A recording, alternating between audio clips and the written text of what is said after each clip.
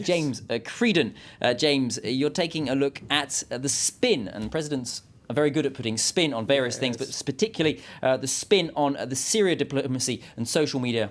Tell us more. All right, well, that's where we're going to start off this evening, Luke, just taking a look at how Barack Obama, Francois Hollande and Bashar al-Assad have been using social media to get their side of things across. Now, Barack Obama has often been feted for his shrewd use of social media, but if you look at his Facebook page, actually there is no mention whatever of Syria for the last number of days, going back to Martin Luther King's, the commemoration of his I Have a Dream speech, which I think is down here. There's nothing at all on Syria.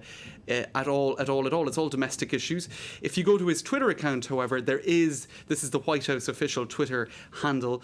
When, with modest effort and risk, we can stop children from being gassed to death and thereby make our own children safer over the long run, I believe we should act. That was put up in the past 24 hours. So very much an effort to put Barack Obama in presidential mode, caring about the lives of children and determined to act if lives can be saved. Now, if you look at Francois Hollande, he, since his election in May of last year, has used social media in his official capacity very little. He hasn't used Francois Hollande's Facebook page or Francois Hollande's Twitter handle since the election. Not a big Twitter. No, the decision has been made to remain quite discreet on social media. But the Elysee does have a Tumblr account, and 2 photos have gone up on that Tumblr, Elysee Tumblr, in the month of September. And one, which went up yesterday, shows him not hand in hand, but almost with Barack Obama. So very much an attempt via Tumblr to show Francois Hollande and Barack Obama standing together, I suppose, very much so on that issue of Syria. Meanwhile, Bashar al-Assad, on his Instagram account, which was set up in July, he put up photos yesterday of his interview with Charlie Rose. That interview, of course, very much in an attempt to put his view of things across to the American public, namely that from his point of view, the proof isn't there that he ordered the use of chemical weapons. Now, a quick look at what the opinion pieces are saying. This one on Slate.com, William J. Dobson saying, if your foreign policy has to be rescued by a dictator, and there he is referring to Vladimir Putin, you are doing it wrong. So a lot of there's been sort of different perspectives on, the Russia-US dynamic on this. Did Russia sort of inadvertently save Barack Obama from a sinking situation in terms of how to approach Syria intervention?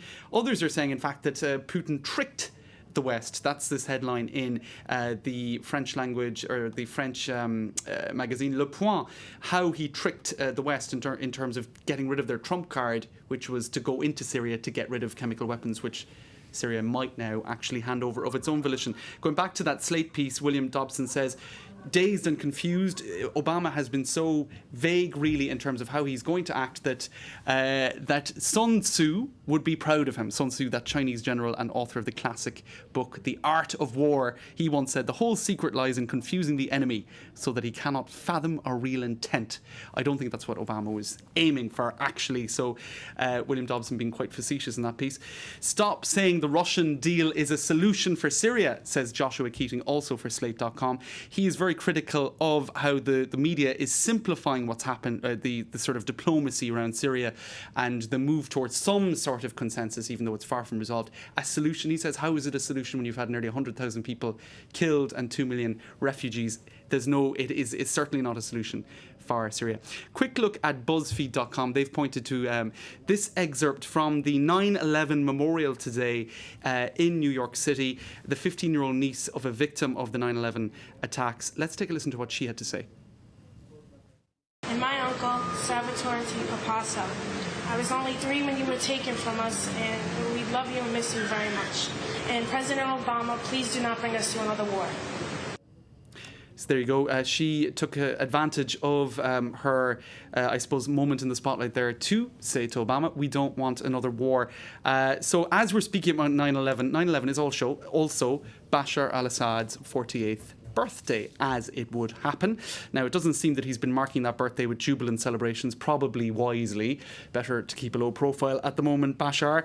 But the cartoonist for Le Monde has his own idea of how Bashar al-Assad is celebrating his birthday. This is a very macabre, dark cartoon on the front page of today's Le Monde by Plantu. It shows Barack Obama being distracted by the whole issue of chemical weapons while Assad's regime continues its massacring of the Syrian people. Le Monde, of course, very much pro-intervention for the last number of weeks. It's been calling for military intervention in Syria. We'll finish with this piece, Luke. This was in the Canadian French-language newspaper Le Droit, based in Ottawa, and that is Batman and Robin, actually. I'm sure neither president would be pleased at that depiction. And the quote there is, "The problem is that we must return the costumes by Friday." James Creedon, thank you very much for that Media Watch. Very illuminating. You're watching France 24 Time now for the business update with Marcus Carlson.